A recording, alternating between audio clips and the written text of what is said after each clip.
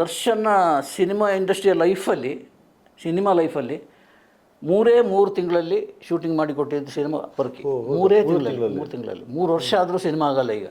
ಅವರೇ ಮಹಲಿಗೆ ಭಟ್ಟ ದರ್ಶನಿಗೆ ಕ್ಯಾಮರಾ ಕೊಟ್ಟು ನಮ್ಮ ಫೋಟೋ ತೆಗೀರಿ ಅಂತ. ನಾನು ಇದೇನು ಎಲ್ಲ ಉಲ್ಟಾ ಹೊಡಿತಾ ಇದೆಯಲ್ಲಪ್ಪ. ಇದು 72 ಲಕ್ಷ ದರ್ಶನ್ ರೇಟ್ ಸಂಭಾವನೆ. 72 ಯಾಕೆಂದರೆ 7 + 2 9, ಅವ್ರಿಗೆ 9 ಅಂದರೆ ಲಕ್ಕಿ ನಂಬರ್ ಅಂತ. ನೆಕ್ಸ್ಟ್ 8 81 ಈ ಥರ ಹೋಗ್ತಾ ಇತ್ತು. ಈಗ ಗೊತ್ತಿಲ್ಲ ಏನಾಗಿದೆ ಅಂತ. ನಾನೊಂದು ಅನುಭವನ ಹೇಳ್ತೀನಿ. ಪೊರ್ಕಿ ಅಂತ ಒಂದು ಸಿನಿಮಾ ದರ್ಶನ್ ಆ್ಯಕ್ಟ್ ಮಾಡಿರೋದು. ಅದರ ಪ್ರೊಡ್ಯೂಸರ್ ಬಂದರು ನನ್ನದು. ಅಣ್ಣ ಸಂತೋಷ್ ಪೈ ಅಂತ ಹೇಳಿದ್ದಾರೆ, ಅವರ ಮೂಲಕ ಬಂದಿರೋದು. ಸಂತೋಷ್ ಪೈ ಹೇಳಿದರೆ ನಾನು ಏನಾದರೂ ಒಳ್ಳೆ ರೆಸ್ಪಾನ್ಸ್ ಕೊಡ್ತೇನೆ ಅಂತೇಳಿ ಅವರ ಮೂಲಕ ಬಂದರು. ಒಂದು ಸಿನಿಮಾ ಮಾಡಿ ಕೊಡಬೇಕು, ಇದು ಸಿನಿಮಾ ಅಂತ CD ಕೊಟ್ಟರು ನನ್ನ ಕೈಲಿ. ಅದು ಪೋಖರಿ ಸಿನಿಮಾದ್ದು ರೀಮೇಕ್. ಯಾರು ಅಂತ ನಾಯಕನ ಆಯ್ಕೆ ಮಾಡಬೇಕಾಗಿತ್ತು. ನಾವು ಹುಡುಕಿದೆವು. ಒಬ್ಬ ಫಸ್ಟ್ ನಮ್ಮ ತಲೆಯಲ್ಲಿ ಬಂದಿದ್ದು ದುನಿಯಾ ವಿಜಿ. ಹೋದ್ವಿ, ಬುಕ್ ಮಾಡಿದ್ವಿ, ಎಲ್ಲ ಆಯಿತು, ಅಡ್ವಾನ್ಸು ಕೊಟ್ಟಾಯಿತು. ಬಟ್ ಅದು ಟೈಮ್ ಎಳೀತಾ ಬಂದು ಅಷ್ಟೊತ್ತಿಗೆ ಆತನಿಗೆ ತುಂಬ ಸಿನಿಮಾ ಇತ್ತು ಕೈಯಲ್ಲಿ. ಅದೆಲ್ಲ ಮುಗಿಸೋತ್ತಿಗೆ ನಮ್ಮ ಪ್ರೊಡ್ಯೂಸರ್ಗಳಿದು ಡೆಡ್ ಇನ್ವೆಸ್ಟ್ಮೆಂಟ್ ಆಗ್ತಾಯಿದೆ ಅಡ್ವಾನ್ಸು, ಬೇರೆ ಯಾರಾದ್ರು ನೋಡಿ ಅಂತೇಳಿ. ದರ್ಶನ ಆಗ್ಬೋದಾ ಅಂತ ಕೇಳಿದೆ.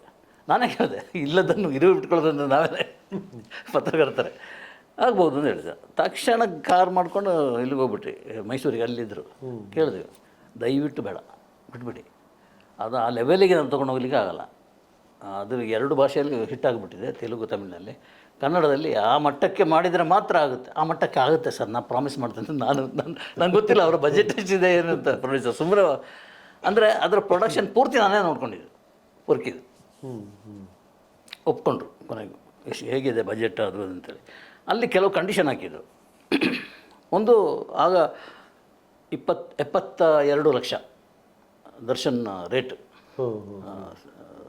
ಸಂಭಾವನೆ. 72 ಯಾಕೆಂದರೆ 7 + 2 9, ಅವ್ರಿಗೆ 9 ಅಂದರೆ ಲಕ್ಕಿ ನಂಬರ್ ಅಂತ. ನೆಕ್ಸ್ಟ್ 8 81 ಈ ಥರ ಹೋಗ್ತಾ ಇತ್ತು. ಈಗ ಗೊತ್ತಿಲ್ಲ ಏನಾಗಿದೆ ಅಂತ. 1 ಕೋಟಿ ಎಕ್ಸ್ಟ್ರಾ ತಗೊಂಡು ಅದೇ ಅಡ್ಜಸ್ಟ್ ಮಾಡ್ಬೋದು ಏನೋ ಗೊತ್ತಿಲ್ಲ. ಕೊಟ್ವಿ. ಅವರ ಮನೆಗೆ ಬಂದು, ದರ್ಶನ್ ಅವರ ಮನೆಗೆ ಬಂದು ಅವ್ರ ಮಿಸ್ಸಸ್ ಕೈಯಲ್ಲಿ 25 ಲಕ್ಷ ಕೊಟ್ವಿ. ಮತ್ತು ಉಳಿದೆಲ್ಲ ಚೆಕ್ ಅದು ಇದು ಅಂತೇಳಿ ಇದಾಗೋಯ್ತು. ಕಂಡೀಷನ್ ಏನಂದರೆ ನನಗೊಂದು ಸಪ್ರೇಟ್ ಆದ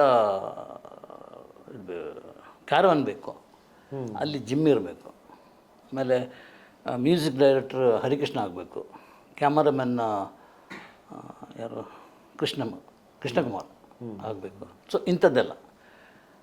ಪುಣ್ಯಾತ್ಮ ನಾಯಕಿ ಯಾರು ಆಗಬೇಕು ಅಂತ ಕೇಳಿಲ್ಲ, ಕೇಳೋದಿಲ್ಲ ಅಂತ. ನನಗೆ ಆಶ್ಚರ್ಯ ಅದು. ಯಾವುದೇ ಸಿನಿಮಾ ಸೆಟ್ನಲ್ಲಿ ಕೂಡ, ಸೆಟ್ನಲ್ಲಿ ಅಂತಲ್ಲ, ಸಿನಿಮಾ ಮುಹೂರ್ತಕ್ಕೆ ಹೋಗೋರಿಗೆ ಯಾರೂ ನಾಯಕಿ ಅಂತೇಳಿ ಗೊತ್ತಿರಲಿಲ್ಲ ಅವರಿಗೆ. ನಮ್ಮ ಹತ್ರ ಕೇಳಲಿಲ್ಲ. ನೋಡೋಣ, ನಮಗೆ ತುಂಬ ಕಮ್ಮಿಯಲ್ಲಿ ಯಾರು ಸಿಗ್ತಾರೆ ಅಂತ ನೋಡಿದಾಗ ಈ ಪ್ರಣೀತಾ ಸಿಕ್ಕಿದ್ರು. ಇಂದ್ರಜಿತ್ ಒಂದು ಸಿನಿಮಾ ಮಾಡ್ತಾಯಿದ್ರು.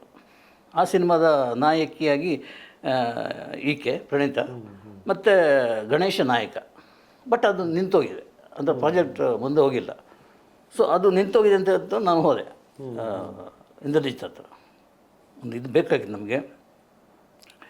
ಪ್ರಣೀತಾ ಕರ್ಕೊಂಡೋಗಿ ಅವ್ರಿಗೆ ಇದು ಏನೋ ಟ್ರೈನಿಂಗ್ ಕೊಡಲಿಕ್ಕೆ ನಾನು ಒಂದಷ್ಟು ಖರ್ಚು ಮಾಡಿದ್ದೀನಿ, ಆ ದುಡ್ಡು ಕೊಟ್ಕೊಂಡು ಅವ್ರನ್ನ ಕರ್ಕೊಂಡೋಗಿ ಅಂತ ಹೇಳಿ. ಸೊ ಹಾಗೆ ಸೆಲೆಕ್ಟ್ ಮಾಡಿದ್ದು ಪ್ರಣೀತಾನ. ಪ್ರಣೀತಾ ಎದುರು ಬಂದಾಗಲೇ ಗೊತ್ತಾದ ಆತನಿಗೆ ನಾಯಕಿ ಯಾರು ಅಂತ. ಮೊದಲು ಗೊತ್ತೇ ಇಲ್ಲ ಸರ್. ಅಂಥ ದರ್ಶನ್ ಬೇರೆ ಎಲ್ಲ ಕಂಡೀಷನ್ ಅದು ಇದೆಲ್ಲ ಹಾಕೋದು, ನಾಯಕಿ ಬಗ್ಗೆ ಆ ಥರ ಅಂಥ ದರ್ಶನ್ ಯಾರಿಗೋ ಬೇಕಾಗಿ ಈಗ ಮಾಡಿದೆ ಅಂತ ಹೇಳುವಾಗ ಆಶ್ಚರ್ಯ ಆಗ್ತದೆ. ಈಗಿನ ಸ್ಥಿತಿಗೆ ಇಲ್ಲ ಅದು ದರ್ಶನ ಸಿನಿಮಾ ಇಂಡಸ್ಟ್ರಿಯ ಸಿನಿಮಾ ಲೈಫಲ್ಲಿ 3 ತಿಂಗಳಲ್ಲಿ ಶೂಟಿಂಗ್ ಮಾಡಿಕೊಟ್ಟಿದ್ದು ಸಿನಿಮಾ ಪೊರ್ಕಿ. 3 ತಿಂಗಳಲ್ಲಿ 3 ವರ್ಷ ಆದರೂ ಸಿನಿಮಾ ಆಗಲ್ಲ ಈಗ. ದರ್ಶನ್ ಅಂತ ಸ್ಟಾರ್ ಸಿನಿಮಾ ನಮಗೆ ಮಾಡಿಕೊಟ್ಟಿದ್ದಾರೆ. ನನ್ನ ಅದೃಷ್ಟ, ನನ್ನ ಮೇಲಿನ ಗೌರವಕ್ಕೋ ಅವರು ಒಪ್ಕೊಂಡಿದ್ದೆ, ನನ್ನ ಮೇಲಿನ ಗೌರವಕ್ಕೆ ದರ್ಶನ್ ಒಪ್ಕೊಂಡಿದ್ದೆ. First of all Switzerland shooting, ಅದು ಕಂಡೀಷನ್ ಅವ್ರದ್ದು. ಅದು ಇದೆ ಕಂಡೀಷನ್. ಸ್ವಿಟ್ಜರ್ಲ್ಯಾಂಡ್ನಲ್ಲಿ 2 ಹಾಡು ಶೂಟ್ ಆಗಬೇಕು ಅಂತೇಳಿ. ಅಲ್ಲಿ ಹೋದ್ರೇನು, ಒಂದು ಹಾಡು ಲೊಕೇಶನ್ನಲ್ಲೆಲ್ಲ ಶೂಟಿಂಗ್ ಆಯಿತು ಔಟ್ಡೋರಲ್ಲಿ. ಇನ್ನೊಂದೆರಡು ಕ್ಲಬ್ಬಲ್ಲಿ. ಈ ಕ್ಲಬ್ಬಲ್ಲಿ ನಮ್ಮ ಬೆಂಗಳೂರಿನಲ್ಲೇ ಮಾಡ್ಬೋದಿತ್ತು. ನನಗೆ ಆಶ್ಚರ್ಯ, ಯಾಕೆ ಇಲ್ಲಿ ಕ್ಲಬ್ಬಲ್ಲಿ ಮಾಡ್ತಾ ಇದ್ವಿ, ಸ್ವಿಟ್ಜರ್ಲೆಂಡ್ನಲ್ಲಿ ಕ್ಲಬ್ಬಲ್ಲಿ ಮಾಡೋದಿಲ್ಲ, ಅರ್ಥ ಇದೆಯಾ, ಏನೋ ಮಾಡೋದು ಮುಗಿಸಿದ್ರೆ ಸಾಕು ಅಂತ ಹಾಗೆ ಇತ್ತು. ಅಲ್ಲಿ ಆ ಬೆಟ್ಟ ಒಂದು ದೊಡ್ಡ ಏನೋ ಒಂದು ಹೆಸರಿದೆ ಬೆಟ್ಟಕ್ಕೆ. ಅಲ್ಲಿ ಶೂಟಿಂಗ್ ನಡೀತಾ ಇರುವಾಗ ನಾನು ಈ ಜರ್ನಲಿಸ್ಟ್ ಮತ್ತು ಸ್ಟಾರ್ನ ಬಗ್ಗೆ ಕಂಪೇರ್ ಮಾಡ್ಕೊಂಡು ಹೇಳ್ತಾ ಇದ್ದೀನಿ. ಅಲ್ಲಿ ಶೂಟ್ ಆಗ್ತಾ ಇರುವಾಗ ಒಬ್ಬರು ಬಂದರು, ಒಬ್ಬರು ಹಿರಿಯರು, ನೀವು ಕಾಸರಗೋಡು ಗಣೇಶ ಅಲ್ವಾ ಅಂತ ನನ್ನ ಕೇಳಿದರು. ಸ್ವಿಟ್ಜರ್ಲ್ಯಾಂಡ್ ಆ ಬೆಟ್ಟದ ಮೇಲೆ ಕನ್ನಡದಲ್ಲಿ ಮಾತಾಡಿ ಗಣೇಶ್ ಕಾಸರಗೋಡು ಅಂತ ನನಗೆ ರೋಮಾಂಚನ ಆಗೋಯ್ತು. ಏನು ಅಂತೇಳಿ, ಹೌದು ಇದೇನಿದೆ ಹಿಂಗೆ ಆಗೋಯ್ತು ಅಂತೇಳಿ. ದರ್ಶನ್ ಪಕ್ಕದಲ್ಲಿದ್ದಾರೆ, ಕೇಳಿಲ್ಲ ಅವರು, ಆ ವ್ಯತ್ಯಾಸ ನೋಡಿ ಅವರಿಗೆ ಅವರ ದೃಷ್ಟಿಯಲ್ಲಿ.